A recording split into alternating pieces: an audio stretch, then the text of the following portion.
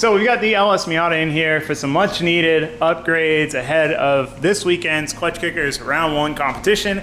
She is subbing in for the vet since we weren't able to get the vet done in time. The only way we would have been able to get it done in time is by rushing it, and then we'd have to redo things. Wouldn't have any seat time in the car. We're very familiar with this old car. She's taken us to many a podium, many a win. She should have no problem subbing in and taking over for round 1. Now, that being said, since Clutch Kickers has moved to the Freedom Factory and this first round is going to be on the bank, which is pretty power hungry, we needed to upgrade her a little bit. We needed a little more power. So we threw a Nitrous kit on from NOS in just an afternoon, real quick install where we just have the arming switch zip tied in here. Just one of those things. Last minute, threw it in, took it to the track, tested it. It all worked well. So now that that's done, we've got some upgrades to make to the system to make it a little more seamless, a little bit easier, a little bit simpler, and we've got some general upgrades to make to the car as a whole. It hasn't really seen any love or maintenance or upgrades in quite a while, really since midway through last season. We weren't expecting to run it this season, so now we're kind of, last minute layering. But that's what we're going to be doing today. We're waiting on the Nitrous stuff to get here tomorrow. Ideally, once we get all that done, we'll take this thing, do some street testing, do some street hits with and without the Nitrous with the Draggy, see how that does, if we have time. No promises, but that's the plan. But in the meantime, one of the things we're going to do is upgrade to these Motion billet valve covers. These are super, super nice pieces. Now, I originally got these for the vet. However, I made a mistake. I ordered the wrong color. I meant to order polished because that's kind of the theme of the car. It's got all the polished parts. And I accidentally ordered black. And to add insult to injury, ordered the wrong coil pack brackets. I meant to order the smart coil ones. I ordered the multi-fit. Now, good news of that is that means they will fit our Miata's coil packs and they'll fit the theme of the Miata's engine bay. Now, they're a little bit too nice of a piece for this thing, but she's deserves some bling bling. So I'm excited to get these on. We got to change a few things. We've got some stuff to fix in general, that rush jobs that, I'll fix it later and later never comes. Well, now's later. So anyway, we got a lot of work to do if we want to go street test this thing. So I'm going to quit jibber jabber and we're going to get to it.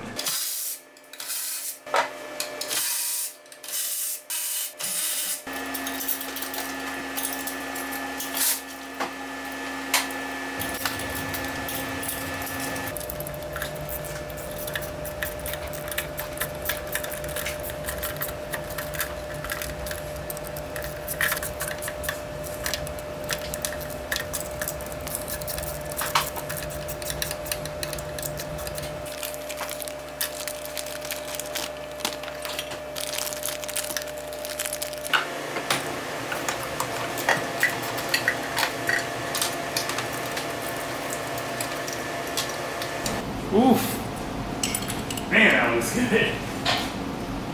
Big height. Hold on.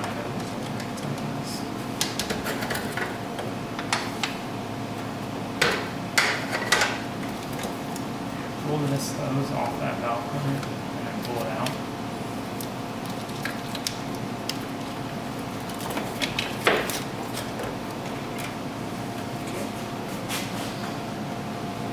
See, this is why I wanted to make sure we did this. This thing was rubbing pretty hard on the head.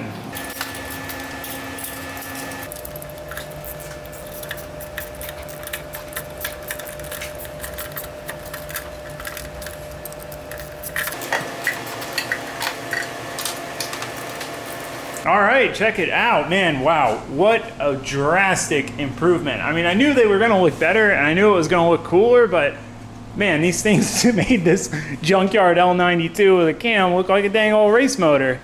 Seriously though, these are some really, really nice valve covers. I had a hard time, bringing myself to put such nice valve covers on this car, but like I said, one, it deserves it. Two, man, it was well worth it. Like, they look, the engine bay looks so much better now. They match everything really well. That's why I wanted to use these since I accidentally ordered the wrong color. It's the perfect color for this car. So yeah, we are missing one coil pack. I broke it, so we had to use this truck coil pack. So he's gonna let me borrow one of his while I wait I'm gonna order another set of these. But other than that, valve covers are wrapped up. We were gonna redo this fitting, but there was enough line to make it work, and it's just a crankcase vent, which we almost don't need because we have the scavenge and the vacuum from the dry sump. So I think it's totally fine, and it honestly makes it a little cleaner, kind of keeps it out of the way. But yeah, valve covers are done. Again, really, really happy with that. Another neat thing too is the way these are designed with these coil pack brackets. these two bolts and we can pull the whole bracket with all the coil packs off and then take the valve cover off. So that'll make servicing this a lot faster, and maybe we'll peek in there a little more often since we don't look in there very often at all. We probably should, but we don't. So anyway, that's done. Now we need to make this line. So like I said, this line's a little short. You can see where it's frayed from the cylinder. It's just because I replaced my regulator with the new updated Nitrous one, and the bracket's a little different, so it just kind of pushed everything out. So we're also going to add a 45. That should help kind of tuck it back and then get it back there to the content sensor. So let's try to whip up a AN line. I've got these leftover Nitrous fittings from when I originally plumbed the fuel lines in this car 4 years ago, 5 years ago, a long time. You can see how faded the little tags are. So got that, some Mr. Gasket line, some sleeve we'll probably throw on there just for some extra abrasion resistance. Should be good to go. Another, we'll get to that later, knocked off the checklist. Something I did not have when I first started making AN lines is this Earl's assembly lube. This stuff is a game changer. It's a world of difference. Oh man, I'm really hoping these lines and fittings go together. This is why you normally want to buy the same brand line as you buy fittings, because they're designed to work together.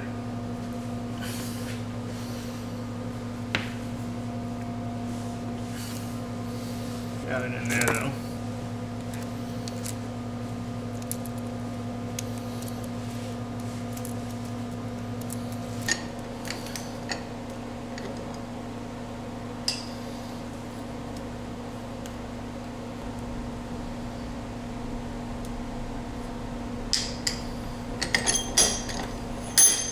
This is a return line. Now, it didn't come out like I hoped.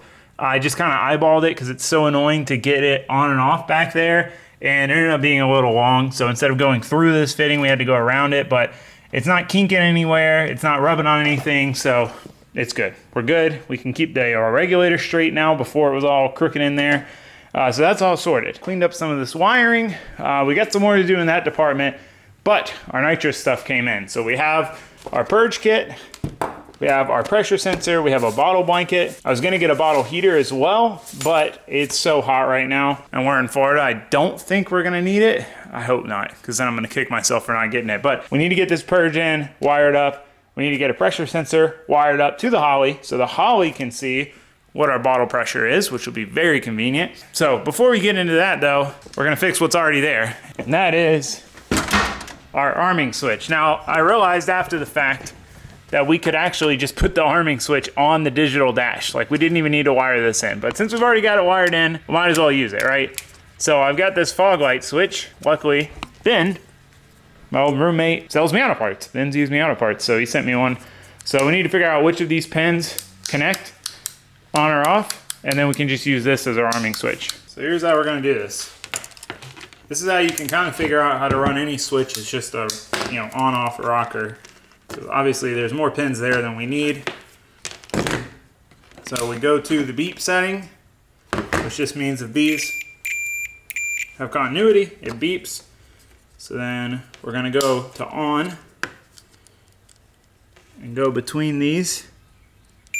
See which ones it connects to, so that it's there. I'm pretty sure I already remembered which ones this was. And then we'll switch it off and see those still have continuity with it off. So that's not the pins we want. So switch it back on.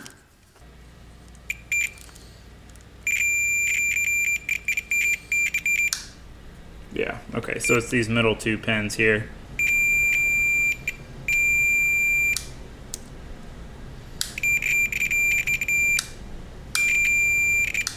All right, middle two. All right, so now we'll just make sure it works. So see that little light, N2O enable. N2O enable, off, on. Sweet, easy enough. Look at that, much cleaner.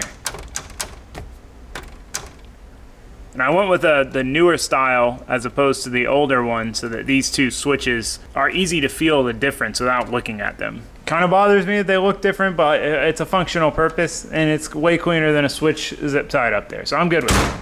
All right, we need to move on to getting our purge in, getting that wired in and sorted out. All right, well, I ordered the wrong fitting for my nitrous solenoid. So this is a 4AN, so this would go past the current solenoid. So this would have to be open for the purge to work. We need to put it on this side where we have a 6AN line. So I have a 6AN version of this ordered. So we can't install this right now. I'm probably gonna work on wiring it since we know where it's gonna be and getting all that sorted out. But in the meantime, we have another issue to address back here. So we kept getting oil in the trunk, which used to happen if I didn't drain the vent tank for the dry sump. So I assumed that's what it was. But then I started noticing it was just straight up fresh oil. And what we realized is it's leaking out of the oil drain. So we need to get this mess cleaned up and fix that. Because this is all from last night to today, this much oil.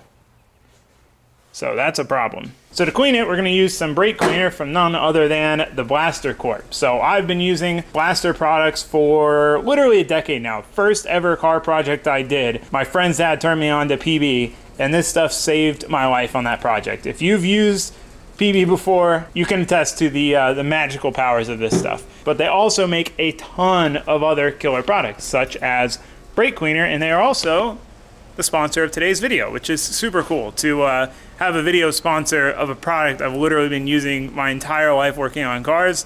And it doesn't get much better than that. So we're using their non-coordinated brake cleaner today. This stuff works super, super well. I've tried just about every brake cleaner under the sun because, you know, if you work on cars, brake cleaner is one of those things, man. If you have it, you're usually gonna use it. You'll just blow right through it. But the better it works, the easier it is to conserve. So that's what we're gonna use to get this cleaned up.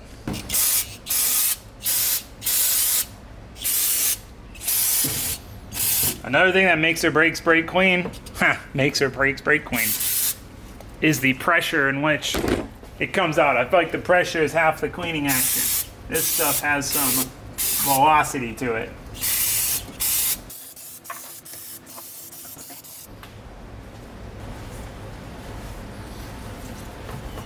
So Josue's gonna start working on getting this thing drained and the oil changed. We need to do an oil change anyway, and we gotta try to fix that drain leaking. While he's working on that, I'm gonna move underneath. We have another project to tackle that could use our cleaning aid. So we've had a bit of an intermittent power drain, really odd. It comes and it goes, and this car has never had power drain, so it's gotta be something. I'm betting on it being one of the main power wires coming through here is making contact. So we need to pull this plate off, and we need to clean it when we get it off. It's guaranteed to be filthy. I modified this plate to clear the long tubes, and then one smash, and it basically is like I didn't modify it at all. It's been a long time since I've had to land in this car to take this plate off.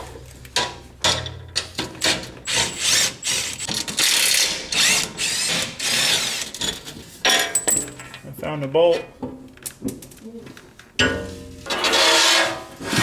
So much dirt. As you can see, and as expected, this thing is absolutely filthy. Oh man.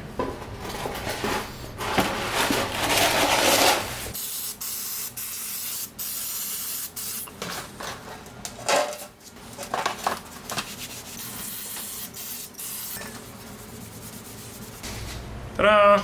All right, well, we got that thing cleaned up, so it's pretty well ready to go back on, even though it's just gonna get dirty again, but at least the Blaster Corp brake clean knocked it out pretty easy. Huge shout out to the Blaster Corp for sponsoring this video. Again, such a great company, and they make everything they make that I've tried has been A1 killer products. So highly recommend it. Anything, especially if you've never tried the OG PB, man, you are living under a rock working on cars if you've never tried that. So that being said, Josue, I think, has the oil tank out. Yeah, it was definitely low, if that's all that came out of it. But where's the ring? Oh, it's an O-ring. Okay, that's better news. Let's see if we have a... Yeah, I should have some O-rings. Oh yeah. Should be good. Oh yeah. Oh yeah. Maybe this O-ring's just fried. It doesn't look bad though. but we'll swap in a real thick boy, a Viton, Harbor Freight Viton baton. That one might be a little too wide. We'll go a step smaller. There we go. Hopefully that's our culprit. This one doesn't look bad, but it is a little on the small side.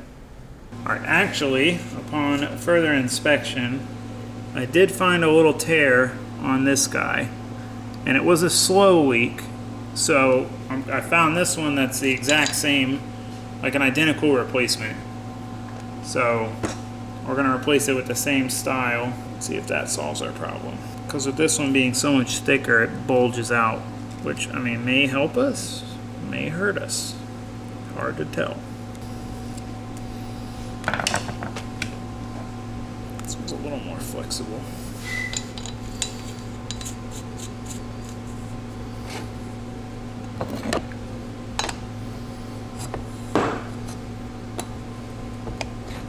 Yeah, it's like with that one. All right, so we've been working through the odds and ends, we'll get to that later stuff that now is finally later. Also been working on some of the current stuff. So we got the nitrous solenoid, the purge solenoid wired in. I put a Deutsch 2-pin connector on it like I have on this solenoid. So we can just pull the solenoids out anytime, easy peasy. So we're just waiting on the fitting to throw that in here. We rerouted this line a little bit too, just to make it look a little cleaner. So we got the wiring set up. So this is our purge button. You can hear it clicking. This button is just straight up nitrous. Oh no, it didn't save. Oh man, I gotta hook back up and redo that then. It must not have saved. That's what happened last time. Anyway, that button's gonna be a nitrous override. And just for testing, I'll take it off just so I don't accidentally hit it, but you press that button and it directly opens the solenoid just 100%. The reason for that is just to see if we have an issue and it doesn't seem like the nitrous is working. I guess we can't even do that, never mind. I need to make sure my other changes stuck because the fans weren't working, it was the wrong input. Stuff got moved around at the Holly, but we can't do that because it's not gonna pull timing out or add fuel or do any of the stuff that the Holly's gonna do. So, yeah, shoot. Well, so much for that, just kidding. I hadn't really thought that far through. I was just doing, I was going through my chicken scratch pinout. This is my OG pinout when I wired the car. And then a lot of stuff has changed and gotten scribbled out. So I tried to make a new one, but some of this stuff's moved and changed. So trying to figure out what was what years later, looking at it, a little tricky. But I was redoing the settings in the PMU to get everything working right. And I was like, oh, let me just add a button for the nitrous just so we can verify that it's working on that end. So we at least know that it's working on that end. That's powering the solenoid, all that's good. So it's just mainly if we're getting the signal from the Holly, which I can check that with the data log on the PMU. See, this is why I talk to you guys. I literally thought of all this while I was talking to you. So one of those things. But anyway, I'm gonna fix that. I need to do that real quick. Josue vacuumed out the car, looks way better. This thing was filthy. It still is filthy. So tomorrow, we're gonna obviously finish up the purge kit and all the other little odds and ends, but we're gonna clean the car, we're gonna clean all the wheels which are in the trailer, we're gonna clean the trailer, and we're gonna clean the truck. That's the goal, at least. It's an optimistic goal, it's a lot of cleaning, but ideally we'll have a clean truck, trailer, drift car, and wheels, which would be nice. Rolling up to the first event fully fresh. Oh, also, we did figure out, well, actually we didn't, we don't know for sure. We think we figured out our power issue. The wire was close to the header, so it might have burnt through. It had started to in another spot, the power wire going to the starter. So we sleeved it. We just gotta get the starter blanket back on. Hopefully that sorts it out. We really won't know for sure until we just let it sit with the battery hooked up. But this has been an annoying problem and an odd problem again for me because I've been able to let this car sit with the battery, no kill switch disconnected, like ready to fire up for months. Never had a battery drain, and just all of a sudden, battery drain. That's why I think it's something to do with the main power feed. So anyway, we'll pick this back up tomorrow, get this stuff sorted out so we can go test drive this thing and see what our 0 to 60 times are with and without the spray. Then we'll know for sure if it's working. It's just, at least drifting, it was kind of hard to tell the 100 horsepower difference. Maybe my butt dyno sucks, I don't know, but I had a hard time being able to tell because it would just blow the tires off. So we'll get the tires warm. We'll do maybe like a second, third gear pull, or third, fourth gear pull really would be even better. Because if it blows the tires off in fourth, then we know it's making another 100 horsepower. It shouldn't spin the tires top of third or fourth. So anyway, pick this back up tomorrow. Quit jibber jabbering. So the first thing I wanted to knock out in the morning was my nut and bolt check. This is something that you could easily axe off the list at the last minute, and it's something that really needs to get done. It's not good. You gotta make sure you do a nut and bolt check before an event. So I went ahead and knocked that out. Topped the car off with E, just wanted to put as much E as I could in it. I tried to run all the pump gas out of it at the event so that we can start this event with pretty much just straight up E85. We're gonna have the tune changed a little bit to be more of a base E tune instead of a base pump tune, and I wanted to make sure we were able to bring that ethanol content up. So it took all 10 gallons, so it was pretty much empty. We were hopefully going to be good there. We just need to change the tune and see how it all is. Now, in the meantime, we started working on cleaning the trailer. Now, where this thing sits, the gunk runs off the roof. It's by the trees. It just becomes a mess. It hasn't been cleaned in a bit. I knew this was going to be a chore, but I wanted to start the season off fresh. So we got that thing cleaned up, and then I got my tune from Matt Happel, made some changes on my digital dash, and had just checked on a few other things. I wanted to make sure everything was working good, the car was running good on its new and improved ethanol content, and that all of that was well. Now, I did notice an issue. The alternator, after running it, was getting pretty hot. It was hotter than the rest of the engine by far. Now, ever since we've had this odd power drain, the alternator hasn't been charging as strong as it normally does. Normally it charges around 14.2 volts.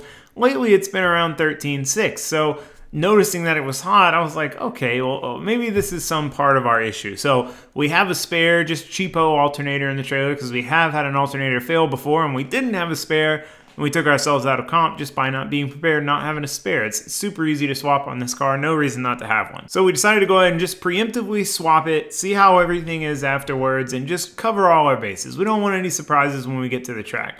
So with that done, another issue we had to address, a recurring issue, our oil tank was still leaking. Now, since everything was clean and fresh, we finally figured out where it was coming from. It was running down the back. There's no fittings on the back, so it had to be from this split, this seal. So these tanks are designed where you can take them apart and clean them, and there's this big giant rubber O-ring in the middle that seals them together, and that is where the leak was coming from, which took us long enough to figure it out, but luckily we did at least figure it out. So went ahead and cleaned the inside of the tank in general, cleaned the O-ring, cleaned where the O-ring lands, just tried to be as thorough as possible since I don't have a spare O-ring, and I'm really hoping that this thing will hold fluid for at least this event before we have time to get an O-ring in and get it replaced proper. So we got that tossed back in, and we were making good progress. All right, tank is back in. Hopefully it's good this time. It makes way more sense that it was leaking from there because we put a cord in it and it didn't leak. We let it sit for a while, then we topped it off thinking we were all good,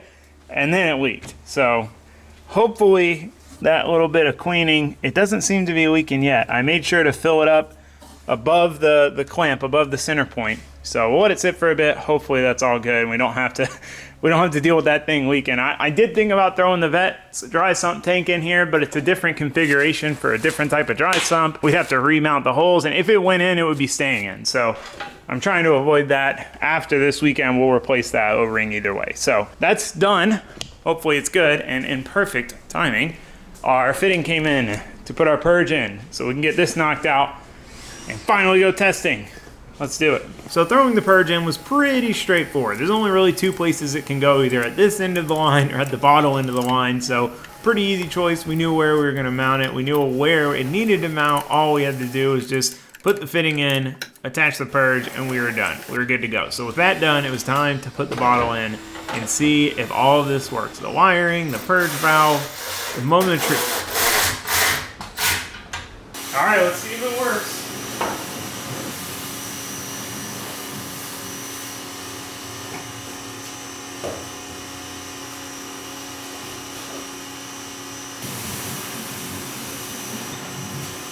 Now this thing doesn't want to work. I literally tested the solenoid.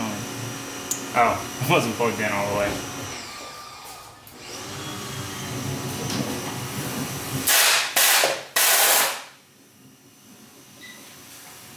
Alright, well it worked, but my rubber hose attachment did not. So the metal line that came with the nitrous solenoid wasn't quite long enough to get where I was trying to go, so I zip tied this loose fitting rubber hose on, knowing deep down it wouldn't work. Nitrous under a lot of pressure, and it didn't. But we found a solution, we get to try it again. That's so cool. You see it? Come look at it. Like, it comes out above the headlight. You see it? Oh, I see it from back there. Ready?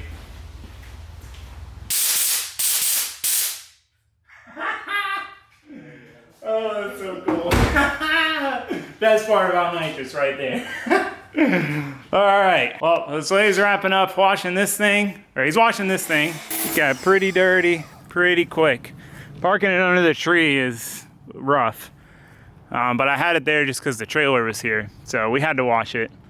Gotta take care of your new stuff. So he's washing that.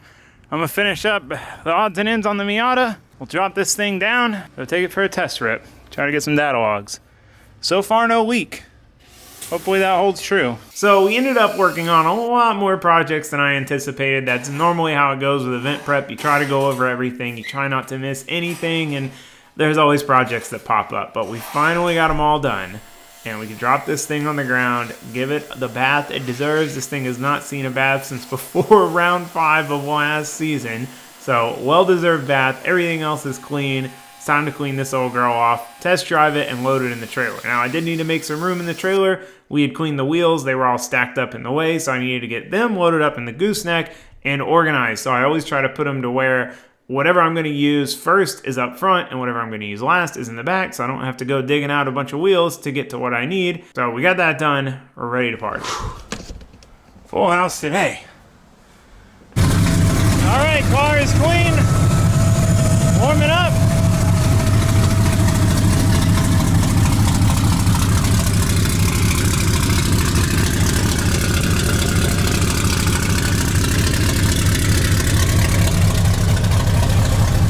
Time to go test it out. All right. Time to party.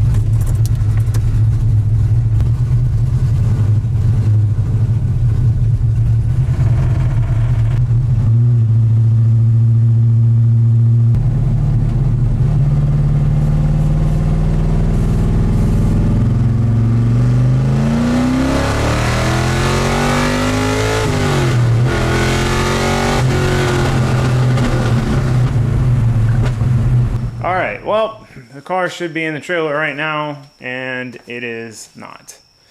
So, really odd scenario here. Still don't really get it. Still doesn't make sense to me. So, got back. Car was, I felt like the car was misfiring. I know the car pretty well. It wasn't running that smooth. It didn't sound quite right. Something seemed off. So, started going and just unplugging one coil pack at a time. It's kind of tricky to tell with the V8. Just because they still run fine on 7 cylinders. But I got to this one and there was no change. I checked it, confirmed it with the heat gun. That runner was like 200 degrees colder than the rest. Okay, we're having a miss here. So I turned the car off, right? Grabbed a spare coil, just put it in place, didn't even bolt it in, you know, just replaced it. Went to start the car up, starter didn't do anything. So that's kind of weird. Like didn't click, no nothing, okay. Then all of a sudden it started. All right, cool, fine. Still the same issue, still misfire. Okay, maybe it's the harness. I used the voltmeter with it running and it seemed like something was amiss here. So, grab this other harness, put it in, I went to start the car, same thing. Didn't want to start, just start a button, then all of a sudden it started, but then the starter kept going. So I killed the ignition, obviously the starter still kept going, then it stopped. I was like, oh, okay, but then it was smoking. So I ran back to the back, disconnected the battery, the wires were smoking, it smelled like electrical fire. Makes no sense, right? So to get the starter out, we have to pull the header. It's a pain. The one wire was a little crunchy where it had been before, but it had a sleeve on it. It wasn't burned through. It may have been shorting through the sleeve, but the part where it was crunchy was past the header. I think that was a prior thing, like it wasn't sitting on the header anymore. We had put rubber between the wire and the header. The rubber was still there.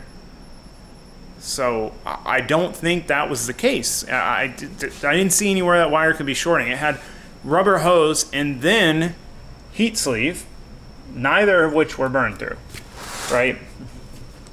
Also, the starter powering itself, usually that happens if you have your main power coming in touch your input wire, because when this gets power, then it connects these two. So none of that was happening. This wire was totally fine, free and clear. This wire had no way to short to that wire. They weren't near each other. The only conclusion I can draw is that the starter shorted out internally because it was super hot afterwards. And this happened just all of a sudden out of nowhere, Really, really weird. So I have another starter for the Vet. I thought it was the same one. It's not. So I spent like 30 minutes trying to put it in. I mean, it's a pain to put in this one, which is small. So tomorrow I'm gonna have to go warranty that starter out, get a fresh one, put it in. I'm gonna cut out the wire that is a little crunchy. I have another wire there that was just a front to back ground that I don't really need. It's all in good condition. I'm gonna try that wire and put it all back together. Moral of the story. So not great, because tomorrow is Friday practice. We're supposed to be driving tomorrow. I paid for Friday practice for the whole year. It's 2 to 8. It's probably about a 3-hour drive with traffic.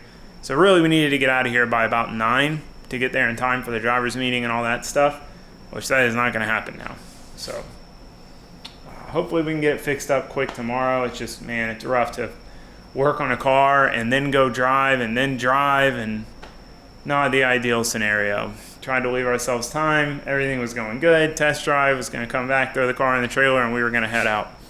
But anyway, point is, I'm going to go ahead and end it here because I still got to edit this video too. And we'll pick this back up when we're hopefully at Clutch Kickers. So for now, that's going to be it. Thanks for watching. Thanks for subscribing. Goodbye.